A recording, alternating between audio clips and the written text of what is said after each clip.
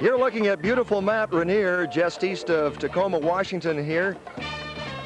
Just part of the beautiful Pacific Northwest, and we're going to be bringing you game number 8 of the 5th World Softball Fast Pitch Championships just shortly, coming from Cheney Stadium here in Tacoma, Washington.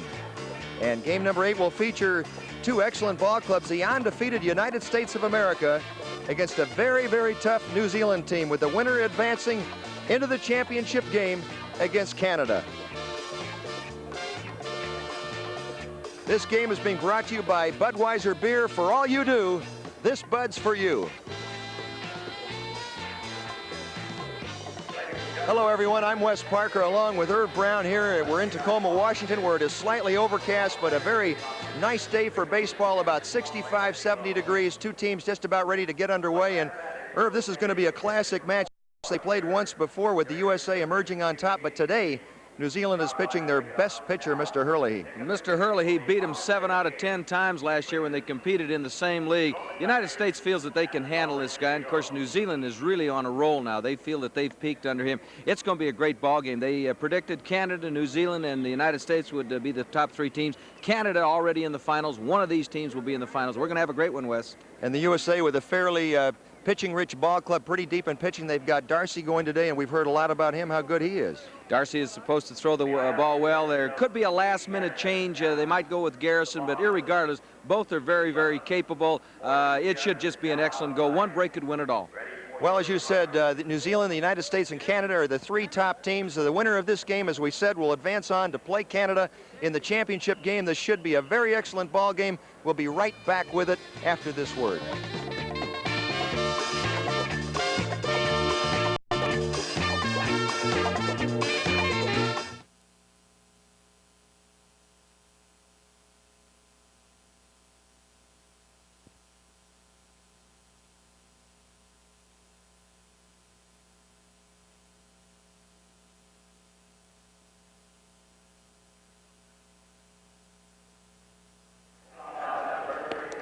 Wes Parker and Irv Brown here at Cheney Stadium in Tacoma, Washington for game number 8 of the World Fast Pitch Softball Championships. And the winner of this game, as we mentioned before, goes on to the final round against Canada to play for the championship of the world. So it's a big one. The USA undefeated. New Zealand has lost twice, but the game they lost to the United States, they did not have this man out on the mound, 31-year-old Kevin Herlihy, who is considered to be the best right-handed pitcher in the world, and he is on the mound today for New Zealand. So the USA will have their work cut out for them. It'll be Rod Johnson leading off.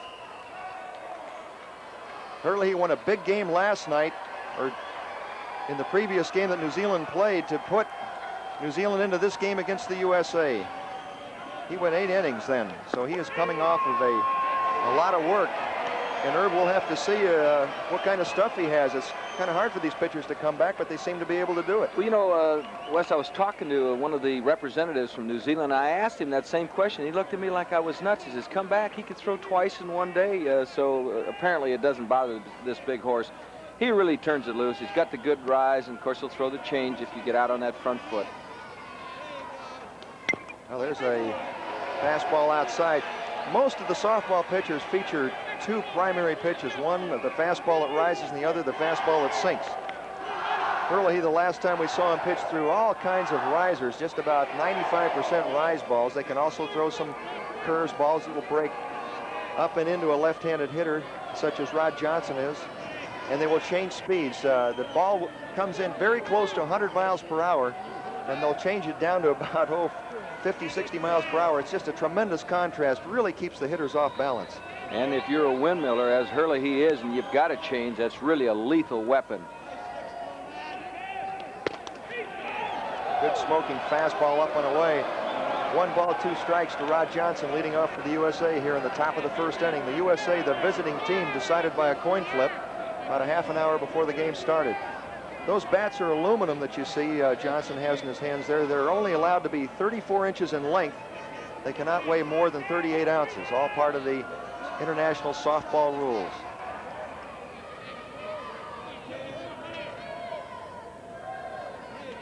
Herlihy working to Nuns as catcher. Just outside. Herlihy, a real strikeout artist. has been around for quite a while. And like all the good softball pitchers, Wes, he'll hit his pant leg except on the fastball to give the ball more spin. These guys have it down to a science. The sport is dominated by pitching. You'll see as many as 17, 18 strikeouts in a regulation game. They really throw the ball. I'll tell you what he's doing that I didn't see him do the last time he pitched. He's taking a lot more time. Very deliberate today. Usually these softball pitchers work quickly. Oh, he got him on a good rising fastball. Johnson, one of the best USA hitters, especially with men on base, goes down on strikes. Well, the rise, as we mentioned, that is the key for Hurley. He will throw the drop. He's got the change. All right, here's Barry Cashin. The bearded Gary Cashin hitting second for the USA, the designated hitter. You see his average there for this series. Barry's 36 years old. I beg your pardon, he's 32, Wes. And of course, we've got a lot of guys up close to 40. You have some youngsters. It's a nice blend. Boy, I tell you what, Hurley, he threw that one. We've mentioned this before, Wes. The Japanese delegation has a jugs gun, and they've timed some of the pitchers here. They got Hurley close to 120 miles an hour, and I'll tell you what, that's fairly throwing. Well, you'll see the hitters, they usually choke up, try and take a short chopping swing at the ball. It's just coming in too fast for them to really let it go and take a full cut. The Bahamas team was full of players who had really baseball cuts at the ball, and they were striking out a lot. Now, most of these players on New Zealand and the USA will take that shorter stroke. Hitting out of an open stance. That was the sinker. Swung over the top of it. A good example of what you just mentioned, Wes, hitting a softball, of course, it's a quick downward swing. It's like swinging an axe. And you mentioned the Bahamas, they really did overswing, and as a result, they're eliminated. And you can't hit a good pitcher like a Hurley if you really overswing. You'll handle the meat, but not a guy like this. This guy knows how to pitch. He's got excellent control. He stays ahead of the hitter, and he's got Cashin down 1 and 2. Got him. Good sinker. You'll notice the catcher for New Zealand and quite a number of the other catchers in this tournament do not wear a chest protector. Some of them don't even wear knee guards. They just figure they aren't going to take too many shots off of their body with the ball either rising or sinking as much as 12 to 15 inches. Good start for Kevin Hurley here in a big game as he struck out the first 2 USA hitters. Here is Bruce Miller. He's the right fielder, .333 batting average in this tournament. He's got some power, Wes. He definitely can hit one out of here. Right back to the pitcher, and he underhands to the first baseman for the out. So for Kevin Hurley, an easy top of the first inning as the USA goes 1-2-3, and at the end of a half an inning, the score. The USA nothing, and New Zealand coming up.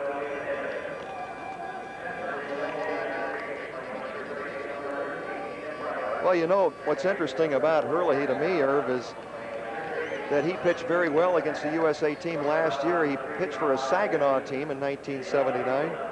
Was 7-3 against this same USA team, which is out of Midland, Michigan. That's not too far from Detroit, about 100 miles away, and did very well against them.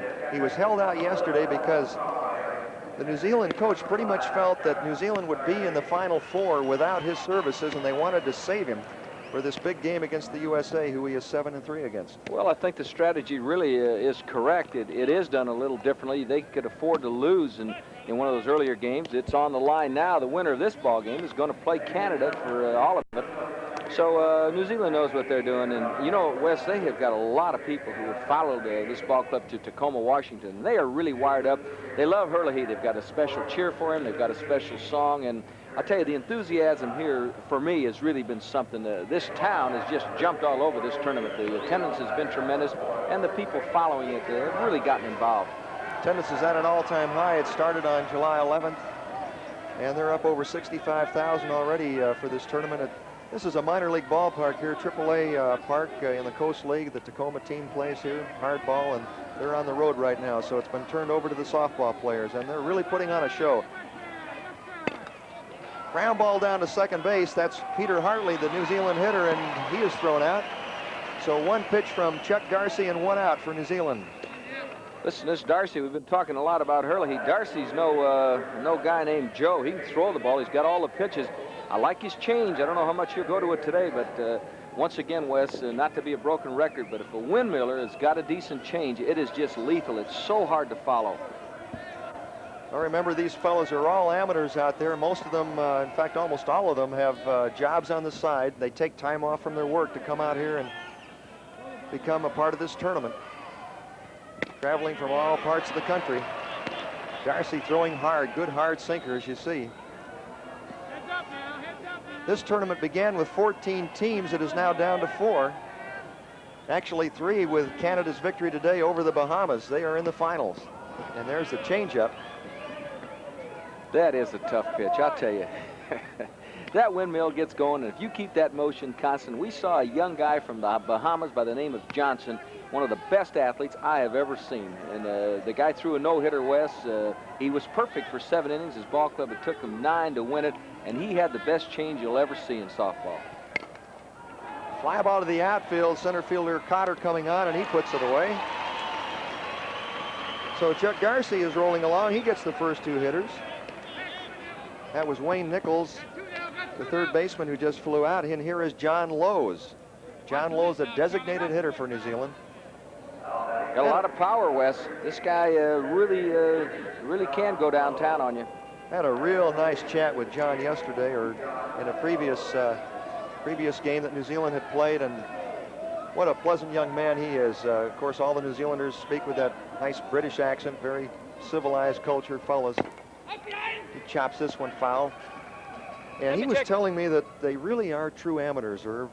They are not paid. The country does help them to, as far as paying their expenses from New Zealand to this country to play in the tournament. But when it comes to buying their uniforms, bats, and things of that nature, they have to put up the money themselves, as well as paying $40 to become a member of the Softball Association in their country. There's a shot down to short. And Rogers throws him out. So 1, 2, 3 for New Zealand here in the bottom of the first inning, and at the end of 1 complete, it is the USA nothing and New Zealand nothing.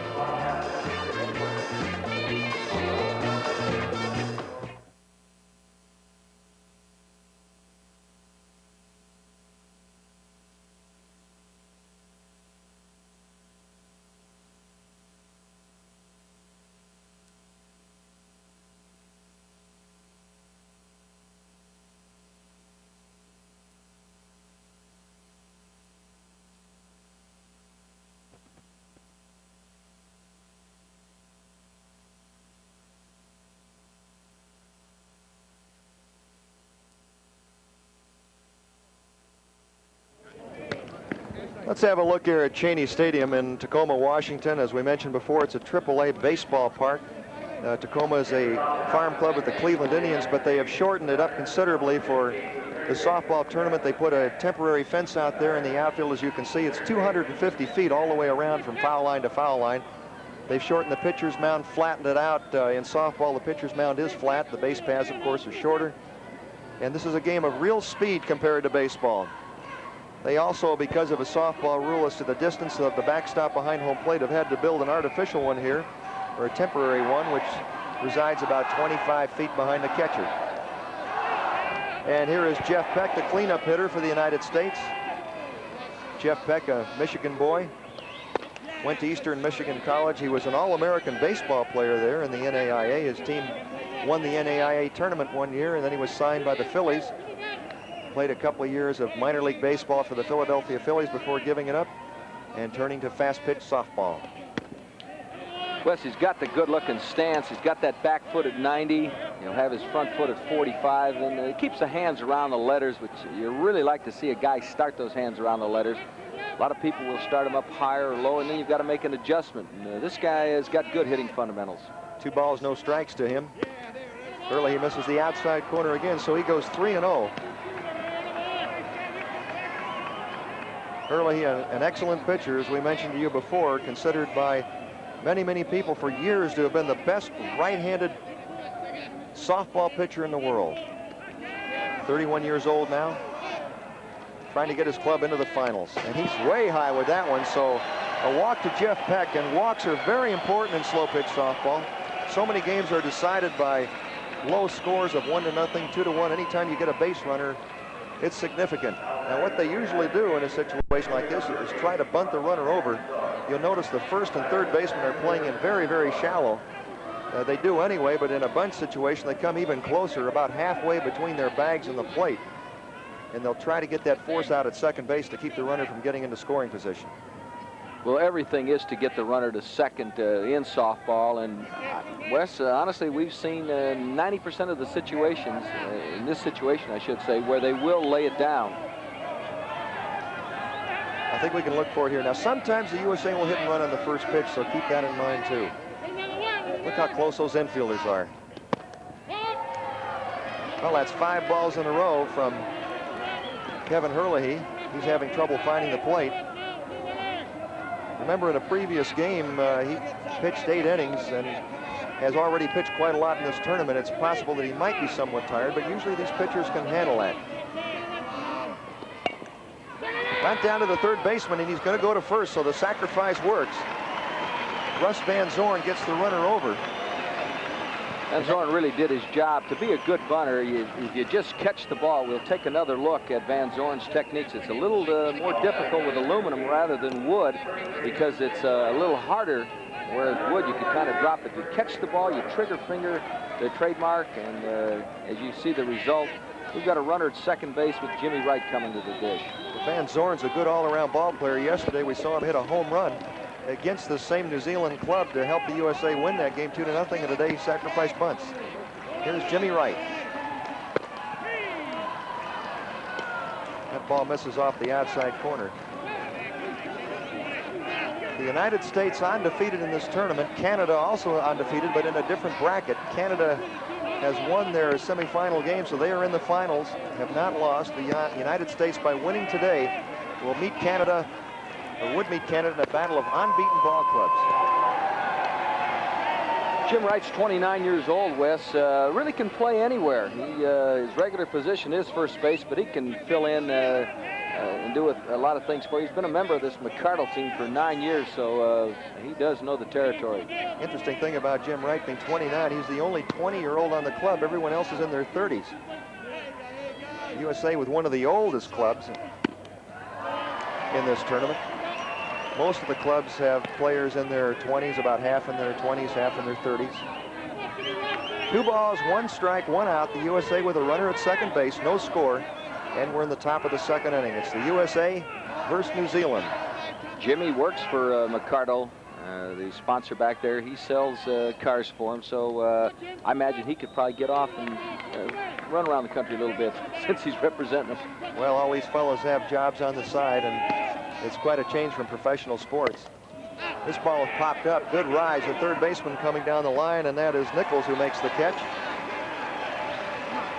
That's the way to make the play. Nichols called the catcher Nuns off. Nuns has got to get rid of a mask, and he's got to run. He could run on his heels so that the ball bounces. The first and third baseman should take all balls and just call the catcher off, and that's exactly what Wayne Nichols did. Big out for Kevin Herlihy in New Zealand. The USA still with a runner out at second. This is Don Van Dusen. 1 for 5 in the tournament. Getting a start today out at shortstop. And now we have a little conference out on the mound as to how they may want to pitch Van Dusen. They haven't seen him too much. He's only been up 5 times. So the catcher and pitcher, Nuns and Herlihy, getting together to decide just exactly how they're going to work this man. USA with a runner out at second. A big run. Anytime you score in this game, it's a big run. Fastball up high. The USA was in a bracket with the Bahamas, Japan, Guam, the Dominican Republic, the Virgin Islands, and South Africa, and battled their way to an undefeated final standings in their group, which is Group A. All the other clubs are either on their way home or going on a little tour or having a little rest here in this country. The USA still in it, out of their bracket. Gets off the catcher's glove, and the runner advances to third base. You know, that time Herlihy just overpowered his catcher Nuns, and looked to me like a pass ball. We'll wait for the ruling, but definitely got a glove on it. So Peck's at third now, and Dusen normally gets the bat on the ball.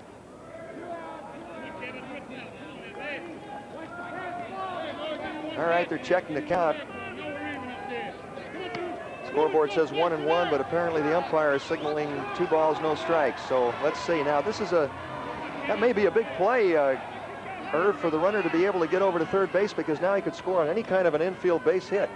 Well, that's right. Of course, you've always got the danger of what we just saw, the pass ball, Wes. There's just so many more ways than you can score at third base rather than the second. Boy, he's thinking bunt too, and you can see the infielders coming in to defend against it. Well, that Peck did a good job as a base runner that time, Wes. He leads off in foul territory. That's not correct. You can't lead off. He makes his break in foul territory. Comes back in fair territory because the shortstop, Rogers, was trying to sneak over, and he really made it difficult. Count now is 1 ball, 2 strikes. But we'll have to check that. There are 2 outs with a runner at third, top of the second. Ball low and outside. The first baseman plays in so far that very often he has trouble getting back to cover his bag in the event there is a ground ball hit to an infielder, so the second baseman will slide over and quite frequently take a throw, especially if the ball is hit to the first baseman. The second baseman has to get back there to take that throw.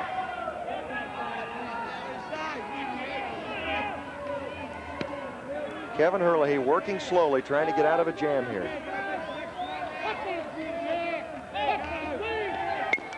Chopper down to short. They got to hurry, and they get him. So nice pitching by Herlihy after a leadoff walk. The USA has turned away. No hits, no runs, no errors. They leave 1, and at the end of an inning and a half, it is the USA nothing, New Zealand nothing. Wes, we've got some action coming your way over ESPN. We've talked a great deal about football, and we're going to cover football up in Canada, among other things. A lot of familiar names: Terry Metcalf, Tom Cousineau, that was a linebacker who would not take the Buffalo Bills money, instead went up to Canada. Fred Biletnikoff, for many years an excellent wideout for the Oakland Raiders, and Bruce Clark. Well, they'll all be involved. Canadian football on ESPN Tuesday and Saturday evenings. You want to be sure and join us. Well, they play a wide open brand of football up there too, don't they? They really do. I like, there's so many people in motion, and I'll tell you what's really a thrill a minute. How would you like to be the guy catching the punts and running them back where it's only cowards block, and they don't let you block up there? It's really an interesting situation. Almost reminds me of the old American Football League in its inception days, when you had such high-scoring games, you know, 45 to 37 games of that type. It's very exciting football. Listen, you talk about that. Denver's my home. We used to watch the Broncos when they first organized. Frank Trappucci used to draw them up in the ground. Who wants to catch a pass? He'd say. He'd draw a play up. Somebody go out and get it, and it was fun. Here's Jimmy Carty starting things off for New Zealand here in the bottom of the second inning with that astonishing batting average, hitting in the 500s, and he lines a base hit into left field, left center. Center fielder over to cut it off. That's Van Zorn with a nice play. Van Zorn did have an excellent play. You talk about somebody hustling the ball back in, because in softball that is a must. But Cotter has just been something in this tournament. He was first chosen as a utility player for New Zealand. He can play both right and left. He's played first base, and boy, he has got a quick bat, Wes. Well, he could set a record here, the highest batting average in the history of the World Softball Tournaments, which has been held, well, this is the 5th time, is over 500, and he's somewhat close to that now. The Japanese player went 10 for 18 in this tournament to set the record. So he's got a shot at breaking that if he could keep it going today and in the final game. All right. New Zealand with a runner on, and we'll look for the bunt here from John Joyce. He's the second baseman. I like this guy. I like him particularly in the field. He'll turn it over. Just gives you the good hands. I'm sure he'll be bunting here, Wes. Both these teams are very fundamentally sound, and I got to believe he'll move the runner along. Joyce, 26 years old. He's a computer programmer when he's not playing fast pitch softball. 2 balls, no strikes to him. He has played some shortstop. Of course, they feel they're stronger with Paul Rogers as a shortstop, but it's just an excellent keystone. Very formidable ball club. There's a bunt down to the first baseman. He'll have to go to first with it. Second baseman covering. Wes, you know, of course, you played for years with the Dodgers at first base, and just that little move there for a youngster looking in. The first baseman, right came down, and he made sure that when he fielded the ball, he threw on the inside of the diamond because the second baseman, Starling, was on the inside of the diamond. So many times you see the runner horned as people throw across him. And just that little fundamental, I know you worked on that over and over in spring training. Of course, if that runner is running inside the baseline and the throw hits him, then the runner is out. So he has to be careful of that, too. Jamie Campbell's the hitter. He's the right fielder. He's got a chance to put New Zealand ahead. There's a good off-speed pitch, but a little bit low for a ball. This Campbell's a fierce-looking guy. He's 26 years old. He can swing the bat. He's been their top home run hitter, and he's an excellent fielder, too, but he is a tough-looking monkey. Jimmy Cotter, the runner at second. There's a good rising fastball just in the strike zone. Remember, the strike zone in softball is up at the shoulders, not the armpit, so it's a little bit higher than what you baseball fans might be used to. You know, in West, you talk about that. We've seen so many people in this tournament go for the rise out of the zone because it starts out in the zone, and we just haven't seen many people have much success handling the pitch. Off-speed pitch up high, 2 balls and a strike. The speed of fast-pitch softball is what impresses me. I guess it's very much like paddle tennis compared to regular tennis. It's very, very fast ball game, played at much closer distances. This ball is popped up. The shortstop is going back. That's Van Dusen. The left fielder calls him off. Johnson makes the catch for the second out. That's a clutch out for Darcy. And now New Zealand with 2 outs will send up Dennis Chain. Johnson did his job. The infielder keeps going back until the outfielder calls him off, and it's so much easier when you're on the run coming in instead of backpedaling. And Rod Johnson, probably with the best speed on the American team, makes the play easily. All right, here's Chain, the hitter, batting in the 7th spot for New Zealand. He's their left fielder. Chain, 33 years old. He is a bank officer when he's not playing softball. Really something, isn't it? All these guys taking time off to fly all the way over here from New Zealand and play in this tournament. That's right. I want to talk to that banker. See if we can get something going here. Well, I talked to their players, and they get about 5 weeks off. They've been traveling around the United States for 3 weeks getting ready for this tournament, and they get full pay. We've got some very understanding employers. I would say so. Boy, there was a great changeup by Chuck Darcy. You usually don't start a hitter off with a changeup. Got it right in at the knees for a strike. We've got no score. We're in the bottom of the 2nd inning. The USA versus New Zealand. This is a semifinal game, the winner advancing to the finals. Canada is already in. Good rising fastball. He swung right under it. I'll tell you something else, sir. The winner of this ball game is going to have their hands full with Canada. Canada is a very pitching deep, strong, well-schooled ball club. Another look at the rise. Once again, he'll hit his pant leg, Wes, so that he really gets a little more on it. Look at that thing go up. It isn't even quite fair. Boy, I bet he swung under that pitch by 4 inches. And we've talked about this before. You know, the difference in your training as a baseball hitter, you're trained that everything breaks down and away from you, or the ball will shoot inside, you know, the sinker, the scroogey. And now all of a sudden, with the exception of the few submariners you face, you see a softballer and the ball is going up. Real adjustment for your eyes. Fouls this one off. Another good rising pitch. The thing is, if you're looking for the rise and you get the sinker, you're going to swing over it by about 4 inches. And if you're looking for the sinker and get the rise, you swing under it by about 4 inches. You made an interesting comment to me the other day about the toughest pitch for you was the knuckleballers, the Phil Necros that just drive you crazy, because if the wind is right, I got to believe a guy like Necro can just do anything he wants to. He could to me. 1 ball, 2 strikes, 2 outs. Sinker fouled away. He just got a piece of that. Trouble with a guy like Necro, no experience at all, just hasn't been around. Well, you saw Dennis Chain with just a real short chopping stroke. He's really just trying to make contact here, not strike out, put the ball in play. That's the drop now. Boy, I'll tell you what, and that's why they call it a drop. You just have the spin going the opposite way. It's all in how you cock the wrist, and it just drops off the table. To me, that's much easier to follow, though, than the rise. Pitcher's only 46 feet away. About 25 years ago, the distance was 40 feet. They cut it back to 43 to give the hitters more of a chance. Now it's 46, but the pitchers still pretty much dominate this game. A lot of strikeouts. Changeup grounded down to short. The throw to first, and they get him. Boy, had him way out on his front foot. Van Dusen making the play. Excellent pitch by Darcy. And a good play by Van Dusen because the runner ran in front of him and bothered him. Of course, you can't make contact, and it was a good play. So in the second inning, both teams leave a runner at second base, and at the end of 2 complete now, the score is the USA nothing, New Zealand nothing.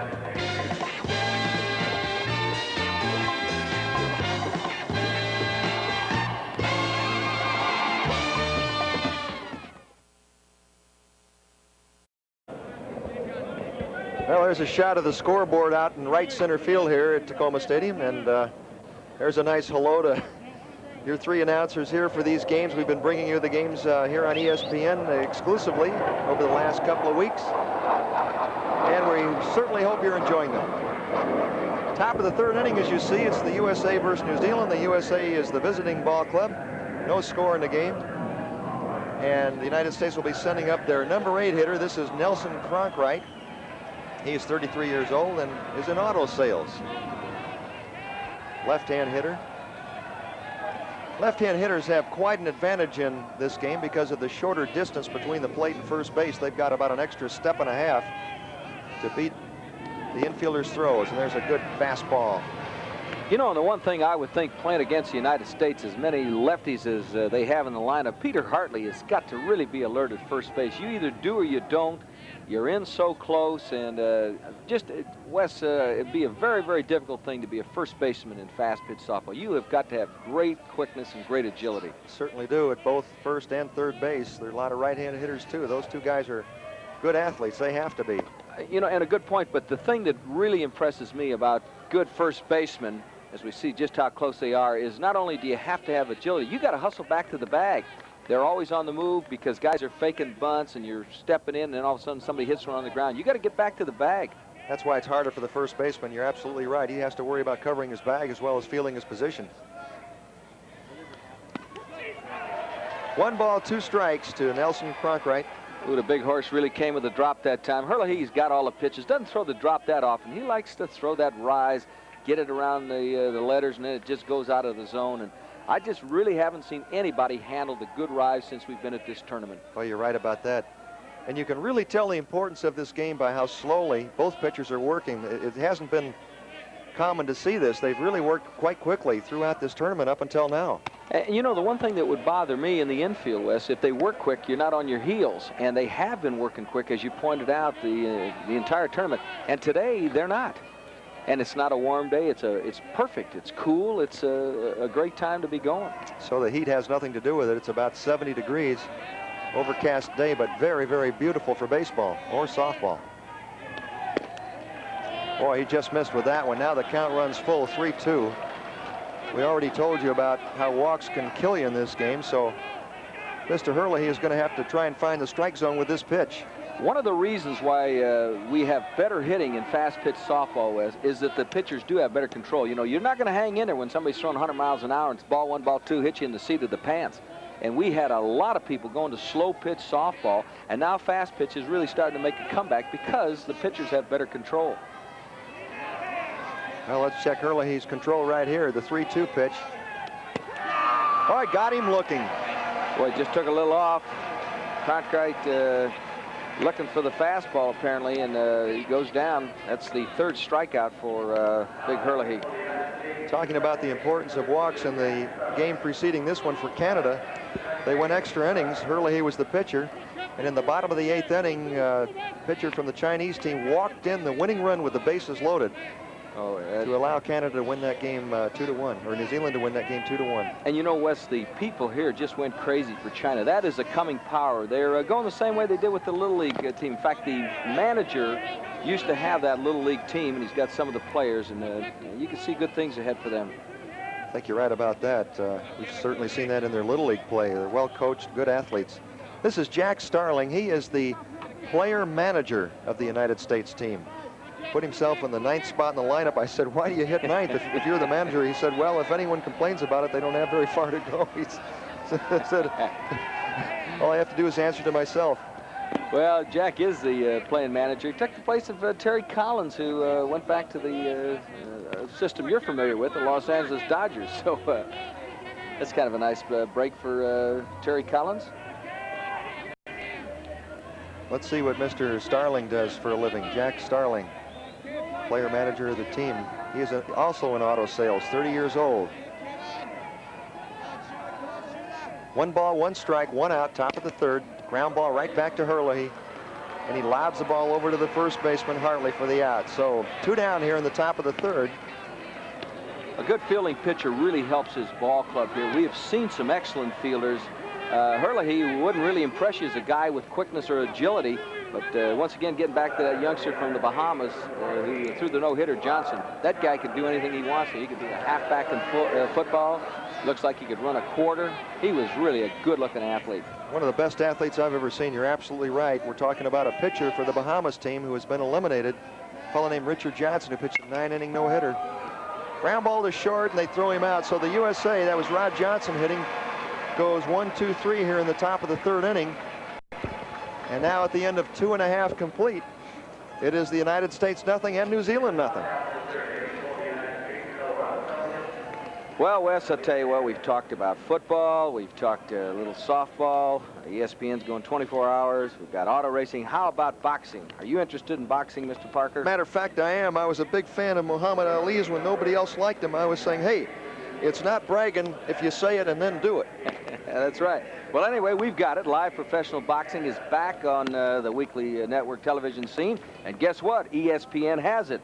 Your Total Sports Network brings you top-ranked boxing, featuring many of the top young fighters in the pro ranks. And we'll go Thursday nights, 9 o'clock Eastern, 6 o'clock Pacific. Bob Arum is involved. Now, you're talking about a heavyweight there, Wes. So you're not talking about just some guy you pick up off the streets to promote a fight. This guy gets a few who can fight. As a matter of fact, a guy named Ali, one of the people who have been in his camp. So you want to join us for boxing. All right, thank you very much. It's Wes Parker and Irv Brown right here at Cheney Stadium in Tacoma, Washington, where New Zealand is playing the United States. We've played through 2.5 innings, and we've got no score. This is game number 8 of these championships, and the winner advances into the finals. As you look at Terry Nuns, the catcher for New Zealand. Grounds one down to second base. Starling over to right. And we've got one away. Looks to me like Chuck Darcy's pretty much decided to go with his sinker ball today, whereas his opposing hurler, Kevin Herlihy, is going with the riser. Well, and a good point, Wes, because through 7 hitters, he has coaxed 4 ground balls, and he does have them beat them in the ground. Maybe his idol is Tommy John, who throws a little overhand. All right, this is Paul Rogers hitting in the 9th spot. He fouls one back, and it's just out of play. You can see that temporary railing that's been put up, and catcher almost crashed through it. That is Cronkright. You know, Wes, when we make an identification of a Tommy John, we've talked about a Pete Rose. This is what ESPN is going to do for softball, because showing the country excellent competitors like Herlihy and Bruce Miller, I think this is how people really start to identify with particular athletes. And the thing that has really impressed me here, you're not looking at any people who are out of shape and just go out and play once a week and drink a case of beer. These are athletes. These are good athletes. This particular one, Chuck Darcy's from Santa Rosa, California. Bunt down to the pitcher, and he fielded his position very well as he gets the hitter. A lot of hitters will try to bunt to get on here, but it's not too easy with those infielders playing so close, and the pitcher has to be a good fielder himself out here. He really is the 9th fielder on the club, whereas in, for instance, professional baseball, very often pitchers do not field their position too well, but we've seen some excellent fielding pitchers in this tournament. You know, you talk about tough. Some of the leagues still use the short, and they'll play him in the infield. Now, that's tough. 4 people you got to get it by to bunt the ball. Back to the leadoff hitter. This is Peter Hartley, the first baseman. Changeup is grounded down to second base. Tough play for Starling, and he gets him. Oh, he made it look easy. What a dandy. Okay, so things are picking up here at the end of 3 complete now. It is the USA nothing and New Zealand nothing.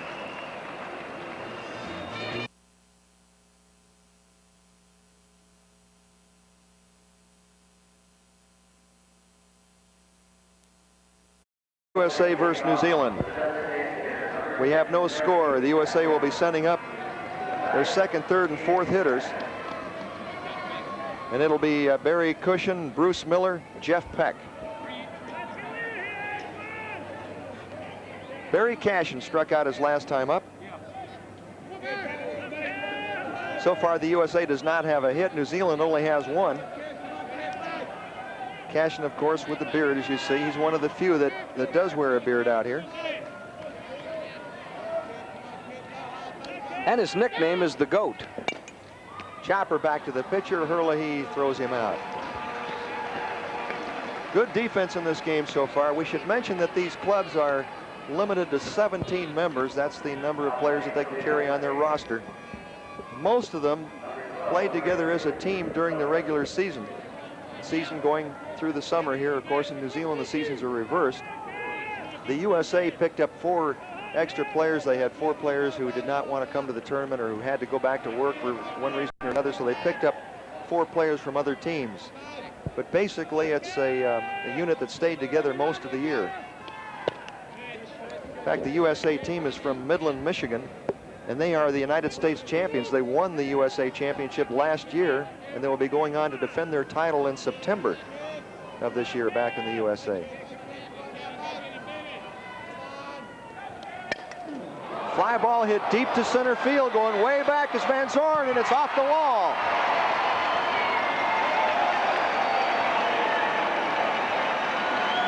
Cotter, the center fielder, was not able to make the play. That ball was almost hit out of here by Bruce Miller. Well, he really has a great power. He goes with the pitch to the opposite field, gets it all. Notice he really didn't pivot the back foot that time because he's going away. The center fielder gives it an excellent effort, but it is off the wall. Cotter unable to come up with it. So Kevin Herlihy is in a little bit of a jam as Miller really tags him, and the 4-hole hitter Peck, very capable, is due up. Well, I'm sure viewers can already see how important it is to be able to score. It's very, very difficult, and anytime you put a run on the board, even if it's in the first inning, you just might win the game 1-0. We're in the top of the 4th of a scoreless tie. The USA with a runner at second and 1 out. And here is Jeff Peck. Peck, a very, very good ball player. He's the captain of this ball club. Fouls this one away. He also took his shot at the opposite field. Didn't get it all. Outfield about straight away on this guy, and boy, you know, Wes, you wouldn't think that you'd have a crisis in the 4th inning, but as you mentioned, if you can score one, it could hold up. And with the number 4-hole hitter up here, you're in good shape. Everybody in close. Jeff Peck is an All-American softball player. He received that honor last year as he helped lead this team to the United States championship. That pitch outside, 1 ball, 1 strike. Peck is one of the many American players that have had experience playing hardball. Interestingly, most of the players, in fact, I think all of the New Zealand players have not played baseball at any time in their life. They don't play baseball in New Zealand, so their only experience is in softball. New Zealand is known for their good pitchers. They always seem to